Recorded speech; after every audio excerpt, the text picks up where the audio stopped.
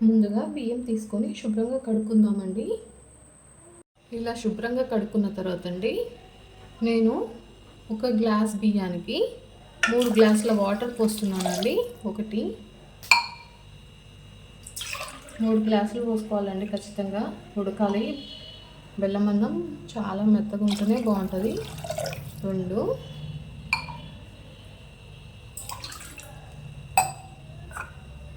3 పోసేస్తున్నానండి. Cooker మూత పెడుతున్నానండి ఉడికించుకోవడానికి. 2 విజిల్లు వస్తే చాలండి. స్టవ్ ఆన్ చేసుకుందామండి.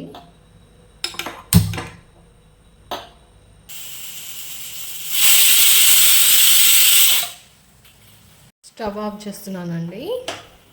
కుక్కర్ మూత తీసాక ఇలా ఉడకబెట్టుకున్న తర్వాత మనం కొద్దిగా పాలు పోసుకుందామండి. ఇవి 1/2 లీటర్ ఉంటాయి. మీగడ పాలు, ఆవు పాలండి. మా దగ్గర దొరికేది ఆవు పాలండి. ఇలా 1/2 లీటర్ పోస్తున్నానండి. తర్వాత పాలు పోసాక ఒకసారి బాగా కలుపుకొని బాగా ఉడకబెట్టుకోవాలండి. చాలా మెత్తగా ఉడకాలి బెల్లం అన్నానికి. పాలు 1/2 లీటర్ పోస్తే బాగా టేస్ట్గా ఉంటుందని 1/2 లీటర్ పోసానండి. ఇలాచీ వేస్తున్నానండి, కొంచెం మంచి ఫ్లేవర్ స్మెల్ రావడానికి. ఇలా వేసుకోండి. ఇలాచీ తొక్కుతోనే వేస్తున్నానండి, బాగుంటుంది కాబట్టి 2 వేస్తున్నాను. వేసాక ఒకసారి కలుపుకోవాలండి. ఇలా ఉడకాలండి.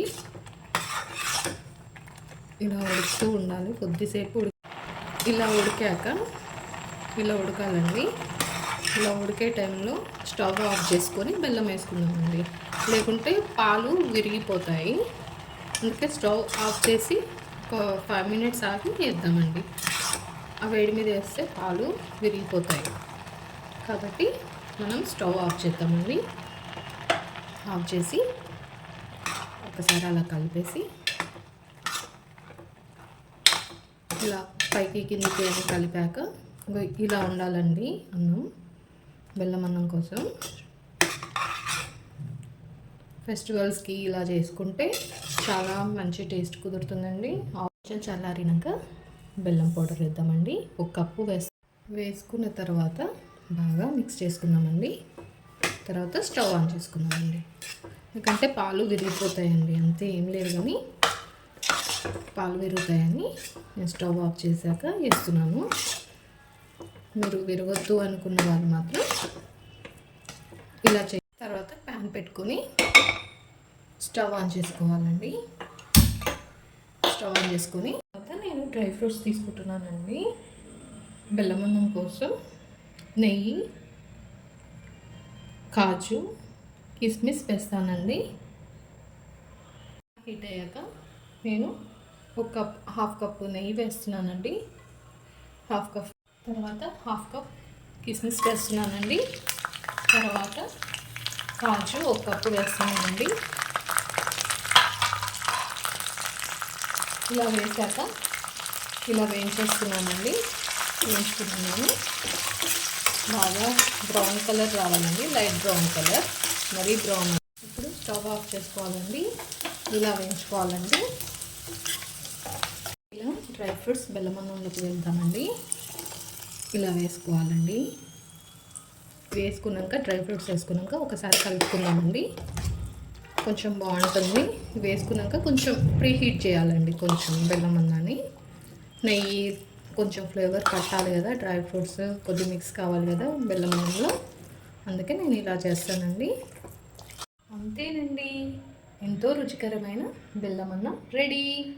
ఇది వరలక్ష్మి స్పెషల్ అండి, మీ అందరికీ చూపిస్తున్నానండి.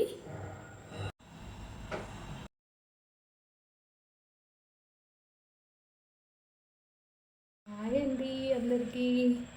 ఈరోజు దద్దోజనం అవుతున్నానండి. ఇవాళ వరలక్ష్మి వ్రతం కదా, బెల్లం అన్నం చూశారు కదా, తర్వాత దద్దోజనం చూపిద్దాం అనుకుంటున్నానండి. ముందుగానే నేను అన్నాన్ని ప్రిపేర్ చేసి పెట్టానండి.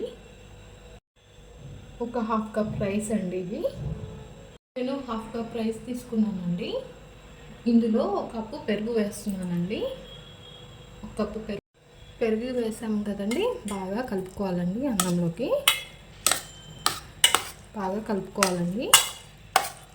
తర్వాత ఒక స్పూన్ సాల్ట్ వేస్తున్నానండి. ఒక స్పూన్ సాల్ట్ వేస్తున్నాను. తర్వాత చిటికెడు మిరియాల పొడి అండి. తర్వాత బాగా కలుపుకోవాలండి. బాగా మిక్స్ చేసుకోవాలి. దద్దోజనం కాబట్టి కొంచెం మిరియాల పొడి వేసి ఆన్ చేసుకొని సిమ్ మీద పెట్టుకుందామండి. ప్యాన్ పెట్టి 2-3 టేబుల్ స్పూన్ ఆయిల్ పడుతుందండి. ఎక్కువ పట్టదు. 2 ఎండుమిర్చి వేస్తున్నానండి. తర్వాత మిరియాలు కొన్ని వేస్తున్నానండి. తర్వాత పచ్చిమిర్చి, ఇప్పుడు కాజు, ఇప్పుడు వస్తాయండి కాజు. ఇలా వేసుకున్నాక కొంచెం తాలింపు దీనికి ఉందండి. అన్నం దీంట్లోకి వేస్తున్నాను. బాగా కలుపుకోవాలండి. కలుపుకొని చూడండి, ఇలా కలిపేసుకోవాలండి. మన దద్దోజనం ఎంతో చక్కగా రెడీ అయిందండి. ఇంతేనండి, సింపుల్గా దద్దోజనం రెడీ చేసుకునే విధానం. మీరు కూడా ట్రై చేయండి. ఈ వీడియో నచ్చితే లైక్ చేయండి, షేర్ చేయండి, సబ్స్క్రైబ్ చేయండి. పక్కన బెల్ ఐకాన్ ఉంటుంది, మర్చిపోకుండా క్లిక్ చేయండి. ఈ రెసిపీ గురించి మీకు ఎలా అనిపించిందో కామెంట్లో పెట్టండి. ఓకేనండి, బాయ్. నెక్స్ట్ వీడియోలో కలుద్దామండి. బాయ్ అండి.